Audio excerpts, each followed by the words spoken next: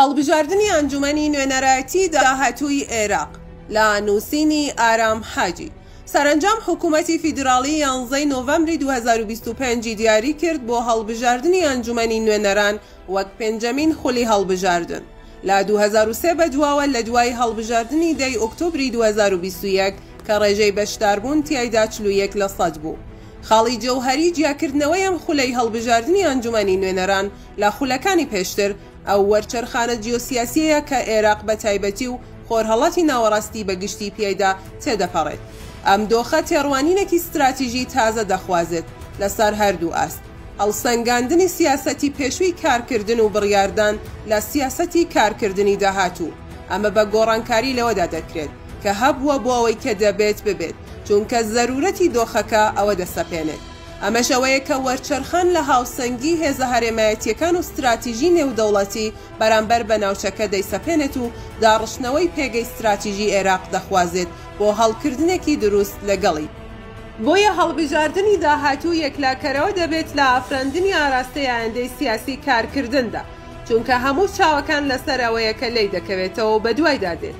لە هەموو تێگەشتانەی کە پێویستە بۆ پێکهێنانی حکوومەت و چۆنیەتی کارکردنی و تێڕوانینی استراتیژی لە سایە و هەلومەرجەدا کە دەگوزارێت.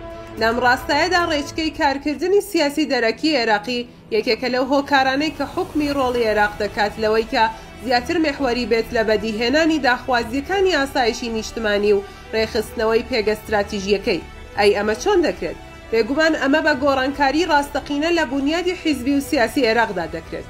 کە هەڵبژاردن باشترین ئامرازی بێت بۆ هێنانە پێشەوەی ئەو دەستبژێرە سیاسیەی کە بڕوای بە پێویستی داڕشتنەوەی پێگەی استراتیژی عێراقە لە ژینگە هەرێمایەتی و نێودەوڵەتیەکەیدا.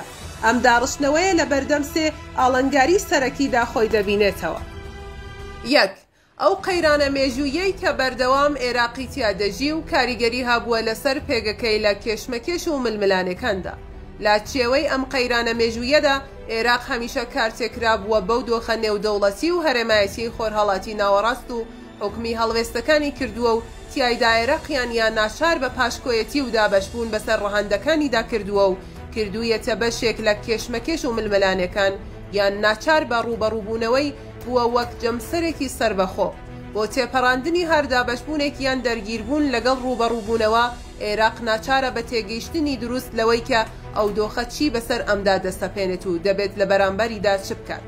دەبێت بزانێت پەیامی بۆ ئەو دۆخە چییە، چونکە یەکتر بڕی و بەریەککەوتنی ئەو کێشمەکێش و ململانەیانە لەگەڵ یەکتر جەوهەری ئەو قەیرانە مێژوویەیە کە هەیە لە ناوچەکە و عێراق بەدەرنیە لە کاریگەریەکانی. ئەم تێگەشتە لە پێشەوە یارکی دەسەڵاتی سیاسی ئێستاوایەندەی دوای هەڵبژاردنەکانی داهاتووی عێراقە و هەڵبژاردننی داهاتوو بڕیاردەری بنیادنانی ئەو دەسەڵاتە دەبێت کە داخوازیەکانی ئاسایشی نیشتمانی و ڕێخستنەوەی پێگەی استراتیژی عێراقی لە پێشینەی ئەرکەکانی دەبێت. هەر ئەمە شەکەوا دەکات. 2.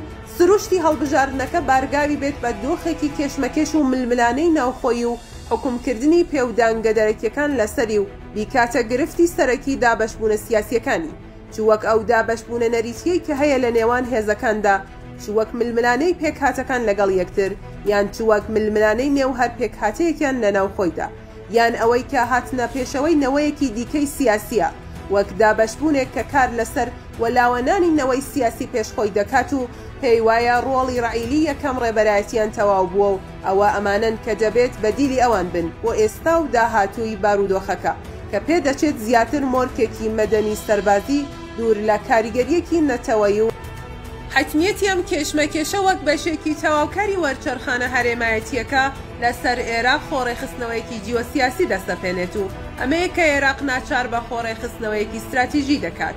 ئەمەش چەند ڕێچکەیەکی استراتیژی حکمی دەکات کە وابەستەی سەرخستنی پرۆسەکەیە لە بنیادنانی داهاتوویەکی سیاسی تەندروستدا کە توانای بەدیهێنانی خۆڕێخستنەوەیەکی استراتیژی عێراقی هەبێت. 3.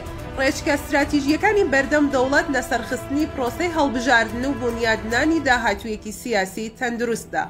دەوڵەت ناچارە گەشەسەندنێکی گشتی بەدی بێنێت بۆ ئەوەی ئەرکی ڕێخستنەوەی استراتیژی خۆی لەسەر بینا بکات و بۆ ئەمەش دەبێت لەسەر بایەختان بە گەشەسەندن بەردەوام بێت و بژاردەکانی بەردەم بەردەوامیشی وابەستەی سەرکەوتنی گفتوگۆکانی نێوان ئەمریکا، ئێران و ڕێگریکردنە لە پاشەکشەپێکردنی عێراق لەسەر حسابی دۆسیەی دیکەی ناوچەکە. لە دۆخێکیاوە هەستیاردا بۆ ئەوەی توانای سەلماندنی ڕۆڵی خۆی هەبێت دەبێت تێڕوانینێکی هەرێمایەتی پێشوەختە بەربنەمای نەرمیەکی سیاسی بخاتە ڕوو کە خزمەت بە ئارامی و ئاسایشی ناوچەکە بکات و بیکاتە بەشێکی گرنگ لە چارەسەری و لە پێشەوەی گرفتەکانیان دەست پێش خەریەش هەبوونی ئەو میلیشیا چەکدارانەیە کە دەبێت چارەسەری جدی بکرێت و لە چێوەی سیستمی بەرگری و ناوخۆی عێراقدا بکرێنە بەشێک لە استراتیژی کارکردنی عێراقیانە نەک بارگاوی بە استراتیژی کارکردنی دەرەکی بمێننەوە و لە گرفتەکانی بەردەم خۆڕی خستنەوەی استراتیژی عێراقی. عێراق بەمە دەتوانێت هەموو و مەترسیە هەرێمایەتیانەی کە لە توانایدایە بەرەودا بەشبوونی ببن لەسەر کێشمەکێش و ململانەکاندا تێپەڕێنێت و بیگۆڕێت بۆ دەرفەتگەلێک کە ڕۆڵی کارا بە عێراق ببەخشێت لە چارەسەری و پاراستنی ئارامی و ئاسایشی ناوچەکە و لە پێشەوەی هەر ئەرکێکی دیکەش چۆنیەتی بەرەو پشتیوانیکردنی لە یەکخستنی استراتیژی عەرەبی بەرامبەر بە دۆخەکە و وەستانیەتی لە پێگەیەکی سفریەوە لە کێشمەکێش و ململانەکان و دوورکەوتنەوە لە دابەشبوون بەسەریاندا و خستنە ڕووی تێڕوانینێکی استراتیژی عێراقیانەی سربەخۆیە بەرامبەر بە دۆخەکە بێ بارگاوی بوونی بە هیچ تێڕوانینێکی هەرێمایەتی دیکە و تۆخکردنەوەی ئەو سیستمە فیدراڵیە دیموکراسیەی کە پێکەوەی کارکردنی عێراقیانە بە بنەما دەگرێت بۆ گشت.